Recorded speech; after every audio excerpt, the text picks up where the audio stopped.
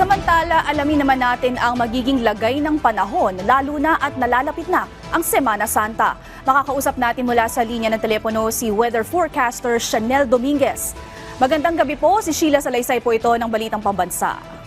Magandang gabi din po sa inyo at magandang gabi din po sa mga taga-subaybay natin. Para sa ating weather update sa ngayon, wala pa rin naman tayo minomonitor na anumang bagyo or low pressure area sa loob at labas ng ating Philippine Area of Responsibility. At patuloy ang epekto ng Intertropical Convergence Zone or ITCZ dito sa may southern Mindanao. Naasahan po natin magdadala itong ITCZ na maulap na papawirin na may mga kalat-kalat na pag-ulan dito sa Bangsamoro, Zamboanga Peninsula, Soc-Sargen, Lanao del Norte, Misamis Occidental at Palawan.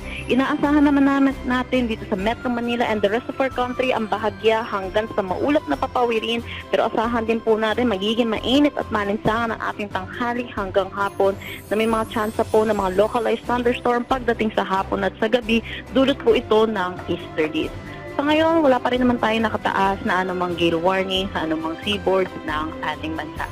Para naman sa ating heat index, ang pinakamataas po nating naitala ngayong araw ay 43 degrees Celsius at dito ay 46 degrees Celsius dito po ito sa Birac, Catanduanes. Bukas naman po, inaasahan natin dito sa Metro Manila ang ating heat index ay 39 to 41 degrees Celsius at ang possible na pinakamataas po nating maitala ay 44 degrees Celsius dito pa rin po sa Birac, Catanduanes. Yan po muna latest dito sa Pag-asa Weather Forecasting Center. Chanel Dominguez po, magandang gabi. Ms. Chanel, nabanggit Yes, niyo po ang heat index. Next week naman po, ano po bang inaasahan nating pinakamataas na heat index?